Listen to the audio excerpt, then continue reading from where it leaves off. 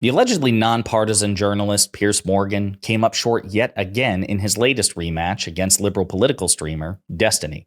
Despite the support of two conservatives on that panel, Morgan's incomplete right-wing talking points about President Biden's cognitive abilities and the southern border were effortlessly shut down by Destiny, such that at one point, the infamously argumentative Morgan just awkwardly changed the subject rather than respond to Destiny at all, and it was glorious. But before we unpack all that, if you end up liking this video and you want to support the channel, please be sure to hit the like, subscribe, and alert bell before you go. I'd greatly appreciate it. All right, friends, we have several clips to look at in this video. Piers Morgan, when he's at his best, I think he is one of the best in the media. He's a great interviewer when he wants to be. He's a great debater when he wants to be. And I think particularly in the realm of foreign policy, he's had some genuinely fascinating interviews with genuinely fascinating people. But when it comes to American politics, I think he has a glaring blind spot because he grades Donald Trump and the Republican Party on an egregious and blatant curve that he would never tolerate for President Biden and the Democrats. And this has manifested itself in conversations, yes, with Destiny, but also Mehdi Hassan and also Francesca Fortini of the Bituation Room. It's a consistent problem with Morgan. And the two topics that I'm going to focus on here are President Biden's cognitive abilities and the situation at the southern border. And Piers Morgan has a lot of thoughts about these. And I actually want to play you some reminders of what Morgan has said about the situation at the southern border. Would I accept that the border is a problem? Well, not only a massive problem, but that President Biden, to date, in his tenure, has done absolutely nothing but make it worse. But Destiny, the truth, Destiny, what I would say about that is, whether you're on the left or right in America, nobody can dispute that the southern border is in complete and utter turmoil. And I'm afraid if you're the President of the United States and you've been there for 3 years, it's on you. Right? He's done nothing to stop it. In fact, he's made it a lot worse. You know what, Francesca, there comes a point in every presidency where you cannot keep blaming the guy before you. You can't. No, Biden has done nothing on the southern border. Nothing. No, continue. All right, you got that? So what that means is Piers Morgan clearly blames President Biden and the Democrats exclusively for a complex issue at the southern border. Donald Trump and the Republicans are totally blameless as far as he's concerned. Otherwise, he would have made a point to acknowledge the blame that they have. So with that in mind, this is what happened in the most recent conversation with Destiny. And we have two clips to play on that front. In this first one, Biden's cognitive abilities are mentioned as well. It also comes up in the second clip I'm going to play for you later. But really focus, first and foremost, on how Destiny addresses what Piers Morgan's beliefs are at the southern border. Listen, there's always the gaffes and there's everything that's fun to talk about. But it says something that every time Trump makes a gaffe, I hear this repeated over and over again. We are not supposed to take Trump literally. We're supposed to take him seriously. When Trump says there's an invisible plane, he didn't actually mean that. When Trump was on stage, pondering about the injection of disinfectant into your lungs, well, he wasn't serious. Well, when Trump talks about cyber, he's just speaking metaphorically. I don't know, man. At the end of the day, Biden is a gaffe machine. George W. Bush was a gaffe machine, and he couldn't even blame senility on that. I agree that his speaking stuff is a problem. I definitely think that his memory has issues, but I'm more concerned with Trump, on TV, telling the DOJ that they should be jailing political opponents. I'm more concerned with the fact that Trump, who's not even in office, we were just talking about immigration, which is a real issue. Trump is literally communicating to people in the House, hey, don't vote on immigration bills. I want to keep the border open so that when I run for president, I can point to that problem existing. The fact that Republicans were unwilling to actually come together and work on what was an amazing border reform bill, something that would have increased the amount of asylum judges, something that would have decreased the amount of people that could just come to the border and claim asylum. These things would have been amazing.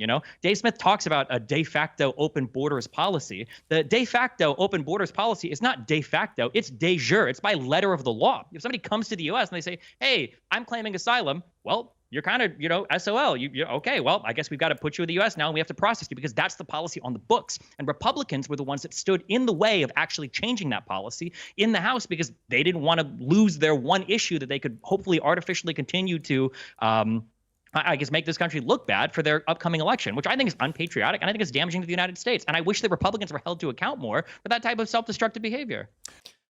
Brilliant response all the way around. So proud of him for doing this because, again, he hit the point on President Biden's cognitive abilities, and he does it even more later on when he points out that to the extent that President Biden is a gaffe machine, Donald Trump is a gaffe machine as well, and Piers Morgan tells an incomplete side of the story. But I want to focus on what he said with respect to the southern border.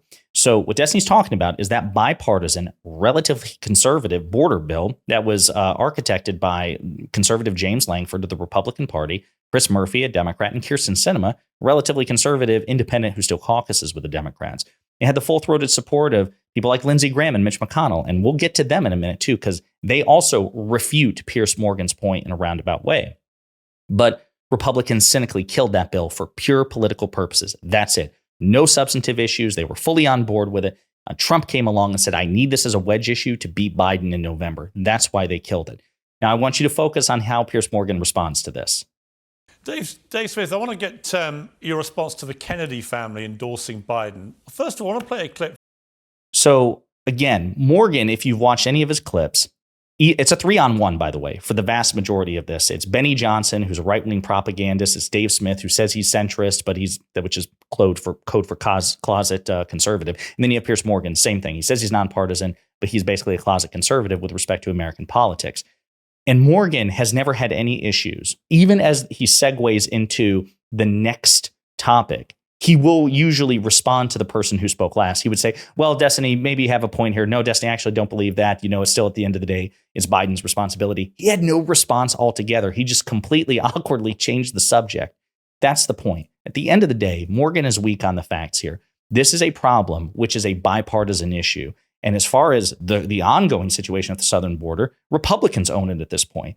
If Democrats and Republicans agree that there's a crisis, and both of them come together to address the crisis, but then one party, the Republicans, back out for cynical political reasons, then the fact that nothing was done is completely 100, not even 99.9999%, 100% their fault. And even Lindsey Graham and Mitch McConnell, two prominent Republican senators, have even admitted that it was Donald Trump, for cynical political reasons, who killed that bill. And I regret that. So everybody who comes on this floor and says our border's broken, we should do something about it, you're absolutely right. And unfortunately, we didn't get there.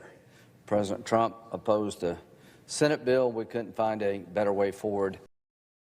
Donald Trump opposed the Senate bill. That is the reason. That's the reason that the bipartisan border bill died. You don't believe Lindsey Graham? What about Mitch McConnell? We all felt that the border was a complete disaster, myself included. And Chad, you remember covering the phases we went through. First, there was an effort to make law, which requires you to deal with Democrats. And then a number of our members thought it wasn't good enough. And then our nominee for president didn't seem to want us to do anything at all. That took months. Again, Donald Trump killed any issue at resolving the crisis at the southern border. That's 100% on him. That's not Joe Biden. So Piers Morgan's just factually wrong on this, but he can't help but grade Donald Trump on a curve. And when presented with evidence to the contrary, he'd rather just change the subject, cut and run, than concede the point. Yeah, actually, you know what? My old friend Donald Trump does bear responsibility for this, for shameless, narcissistic, unprincipled reasons. What a loser. That's what I'd like to hear Piers Morgan say about Donald Trump, but I'm not going to get it. So in this other clip, again, they return to the issue of President Biden's cognitive abilities and the perception that he's mentally unfit for office. And again, Destiny, I think, has a pretty good response here.